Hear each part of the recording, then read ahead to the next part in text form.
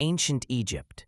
Just say the words and you picture golden masks, towering pyramids, the enigmatic Sphinx. We all know the story they taught us in school. A mighty civilization that rose from the Nile, built wonders with simple tools and a whole lot of manpower, and then just vanished into the sand. But what if that official history is missing a few key chapters? What if the pharaohs, in their obsession with eternity, hid secrets so profound they completely change how we see the ancient world? We're not talking about myths or legends. We're talking about tangible artifacts, mind-boggling architecture, and dark practices the rulers of Egypt tried to bury forever. Today, we're digging them up. We're counting down the top 5 most shocking secrets of the ancient Egyptian rulers. Secrets they took to their graves, secrets that were never meant to see the light of day. From the dark rituals that kick-started their afterlife to the incredible materials they used, we're about to reveal a side of the pharaohs you've never seen before. Prepare to have history rewritten. Let's be honest. When you think of a mummy, you probably picture a dusty, brittle monster from a horror movie. But the reality is so much more fascinating. Mummification wasn't some crude attempt at pickling a body. It was an incredibly sophisticated art, a 70-day-long process that was part sacred ritual, part gruesome science, all designed for one single audacious goal: to conquer death itself. This was about preparing a vessel for an eternal journey, and the secrets behind it show a frankly unsettling grasp of human anatomy and chemistry. The 70-day procedure was a religious mystery, performed only by specialized priests who were the gatekeepers to the afterlife. It started with the brain. To the Egyptians, the heart was the seat of intelligence and emotion, the key to your final judgment. The brain, they thought it was just useless cranial stuffing. So, the priests would take a long iron hook, slide it up through the nostrils, and puncture a thin bone to reach the brain. Then they'd just scramble it into liquid, which was then drained out through the nose and thrown away. Next, the organs. A small cut was made on the left side of the body, and through it, priests removed the stomach, liver, lungs, and intestines. But these weren't discarded. They were vital for the afterlife.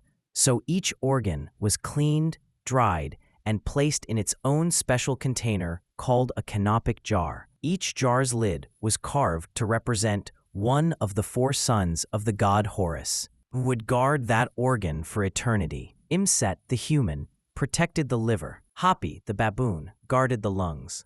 Duamatef, the jackal, watched the stomach. And Kabesanef, the falcon, kept the intestines safe. The heart, though, was almost always left inside the body. They believed it would be weighed against the feather of truth in the final judgment, so you definitely wanted to hang on to that. With the body empty, the real preservation started. The cavity was washed with palm wine and packed with spices. Then, the entire body was covered in a mountain of a natural salt mix called natron, harvested from dry lake beds. For 40 days, the body sat in this salt, which is a powerful desiccant that pulled every last bit of moisture from the tissues, stopping the bacteria that cause decay cold. The final stage was the wrapping. The now preserved body was washed, anointed with oils, and stuffed with linen or sawdust to look more lifelike. Then came hundreds of yards of linen bandages, wrapped meticulously in layer after layer.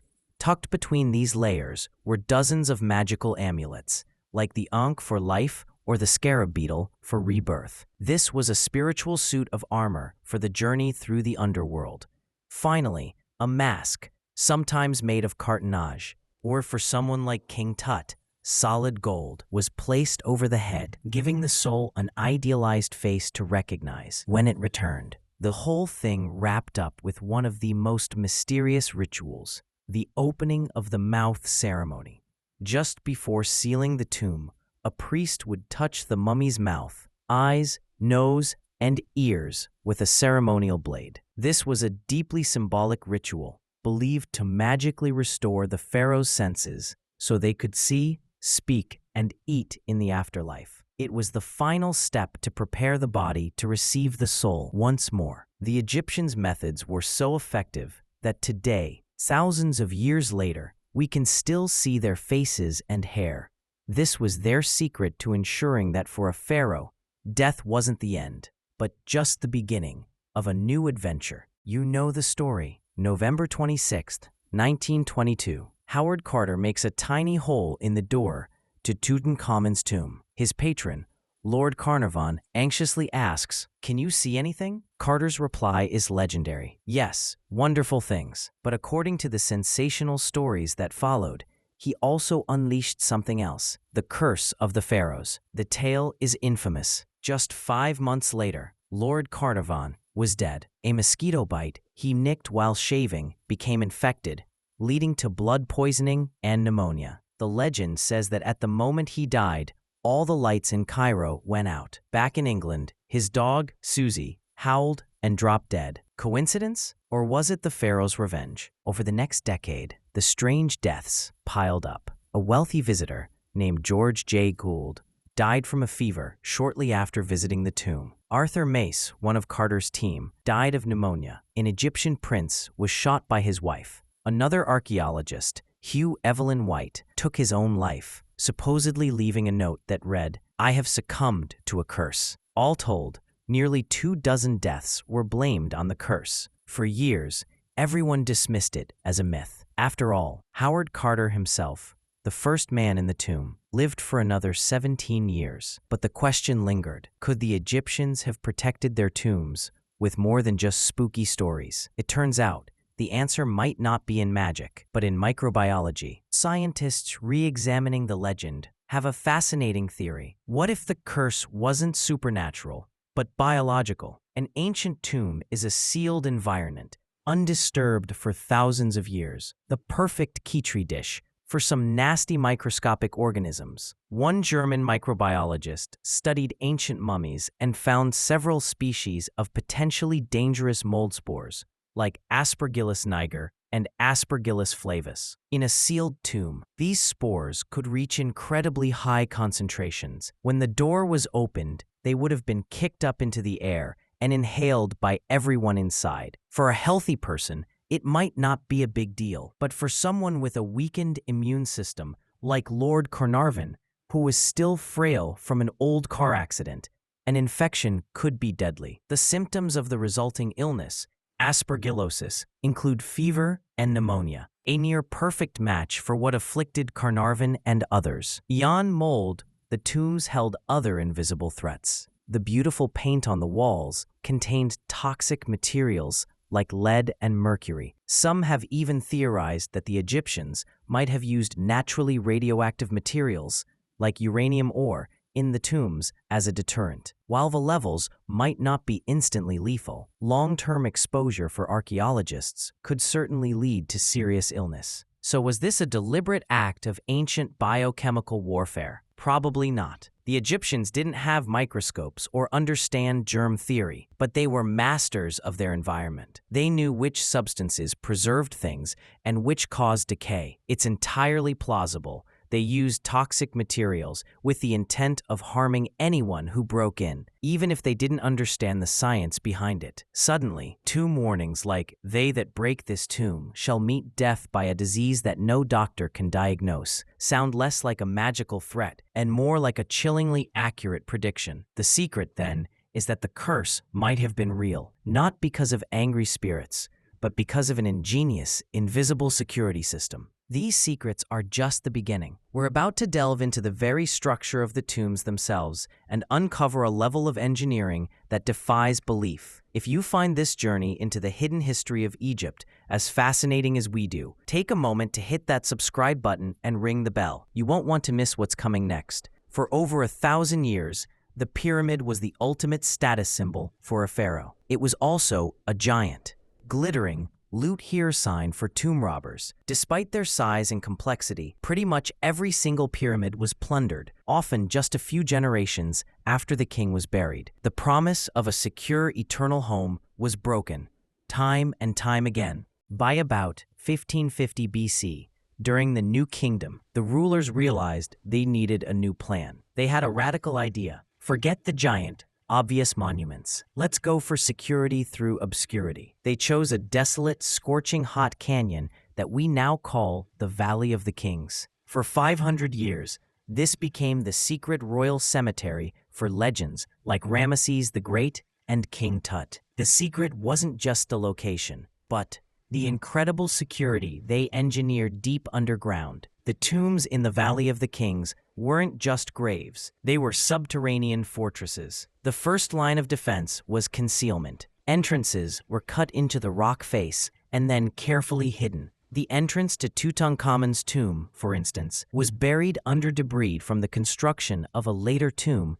built right above it. This lucky bit of camouflage is a key reason it survived untouched for 3,000 years. But the Egyptians knew hiding the entrance might not be enough, so they designed the insides to be confusing, difficult labyrinths. A long, descending corridor would plunge deep into the rock, often with sharp turns and steep staircases that made it a nightmare to move heavy objects. Then came the architectural defenses. A common feature was a deep well shaft. The corridor would suddenly end in a pit, sometimes 30 feet deep. The real passage was hidden on the other side, high up on the wall. This shaft served two brilliant purposes. First, it was a simple but effective trap for robbers working in the dark. Second, it was designed to protect the tomb from the rare but powerful flash floods that could rip through the valley. Any water would pour into the shaft, sparing the burial chamber. If robbers got past the shaft, they'd run into false doors and even false burial chambers. In the tomb of Seti I, there's a beautifully decorated room that looks exactly like the final destination, but it's a decoy. The real burial chamber is hidden behind a secret wall, and the pharaoh's sarcophagus itself was like a Russian doll, a massive granite box holding multiple wooden coffins, one inside the other. Finally, there was psychological warfare. The tomb walls were covered with terrifying images from religious texts, giant snakes, demons, and lakes of fire, all accompanied by curses promising divine punishment for any trespassers. While there were guards who patrolled the valley, the Egyptians put a lot of faith in these spiritual and architectural traps. In the end, even this amazing system eventually failed. Widespread corruption led to organized tomb robbing, but the secret of the Valley of the Kings isn't its failure, it's the sheer ambition behind it. For 500 years, the pharaohs engineered a brilliant, layered defense system of concealment, misdirection, and terror. The fact that even one tomb, Tutankhamun's, made it through intact is a testament to their genius. When Howard Carter finally opened the innermost shrine in Tutankhamun's tomb, he found thousands of treasures. But one of the most mysterious objects wasn't covered in gold. It was a 13-inch dagger tucked into the mummy's wrappings. The handle was beautifully worked gold, but the blade was made of iron. And that was weird. This was the Bronze Age. The technology to smelt iron from ore, the Iron Age, was still more than a century away. In Tutankhamun's time, iron was incredibly rare, considered far more valuable than gold. So how did they forge this perfect, unrusted blade? For decades, it was a complete puzzle. Then, in 2016, a team of scientists scanned the dagger with non-invasive X-rays to find out its exact chemical makeup. The results were, quite literally, out of this world. The blade's iron contained nearly 11% nickel and traces of cobalt. That chemical signature doesn't match iron ore from our planet. It perfectly matches iron meteorites. This was the smoking gun. The dagger wasn't made from earth iron. It was forged from a piece of metal that fell from the sky. This totally changes how we think about the ancient world. The Egyptians didn't need to invent high-tech furnaces. They found the raw material pre-smelted in the heart of an asteroid. In fact, an ancient hieroglyph, BANPT, translates to iron from the sky, proving they knew exactly where this stuff came from. But the secrets don't stop there. Later analysis showed that the unique crystalline structure of the meteorite was still intact inside the blade. This proves that the dagger was forged using a relatively low-temperature technique, one Bronze Age craftsman were capable of. They had the skill to work this alien metal without destroying its cosmic properties. There's even a good chance it wasn't made in Egypt. Diplomatic letters from the era record that the king of Mitanni in modern-day Syria sent an iron dagger as a wedding gift to Tutankhamun's grandfather. It's highly likely this is that very dagger, a priceless heirloom passed down to the boy king. Just imagine the power of that object. A pharaoh, seen as a living god, holding a weapon literally forged in a star. It was more than a dagger. It was a symbol of cosmic power, a direct link between the ruler and the heavens. It proves that thousands of years before the space race, ancient people were finding, trading, and working with materials from outer space. Everything we've talked about so far, the mummies, the curses, the space dagger, pales in comparison to this. This is a secret from the very dawn of Egyptian civilization, a practice so brutal and absolute that it was deliberately scrubbed from the history books, only to be rediscovered by modern archaeologists. This is the secret of retainer sacrifice. For a long time, historians believed human sacrifice wasn't really a major part of Egyptian culture. Then they started excavating at Abydos, the sacred burial ground of Egypt's very first kings, and they found something horrifying. During the first dynasty, around 3000 BC, when a pharaoh died, he did not go to the afterlife alone. He took his entire court with him. Around the central tombs of kings like Aha and Jur, archaeologists found hundreds of smaller graves laid out in neat rows. These weren't enemies. Inscriptions revealed they were court officials, artisans, bodyguards, and even royal concubines.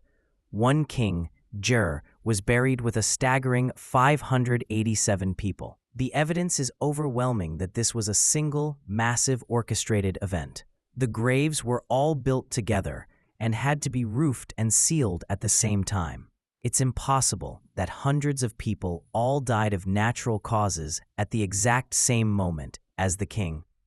The big question has always been, were they brutally killed or did they go willingly? The skeletons show little evidence of violent trauma, like cuts or broken bones. This has led scholars to a more chilling conclusion. They were likely killed by methods that leave no mark, such as strangulation or, most likely, poison. It's entirely possible they willingly drank from a poisoned cup as a final act of loyalty, believing it would guarantee them eternal life in the service of their king. This was the ultimate, terrifying display of a pharaoh's power. The ability to command hundreds of your most valued subjects to die with you sent a clear message. The king's authority was absolute, even over life and death. So why isn't this dark ritual more widely known? Because the practice stopped. After just a few generations, it vanished completely. Later Egyptians found a more symbolic and less costly substitute. Small figurines called shabtis. A pharaoh would be buried with hundreds of these little statues, which were enchanted with a spell to magically bring them to life to serve him in the afterlife. They replaced real people with figurines, effectively burying one of the most shocking secrets of their founding fathers, that their glorious civilization was built on a foundation of forgotten human sacrifice. So there you have it. From a mastery of chemistry that could cheat death to a dagger forged in a star. From invisible biological defenses to the brutal truth of human sacrifice that founded a dynasty. These secrets show us an ancient Egypt that was far more complex, sophisticated,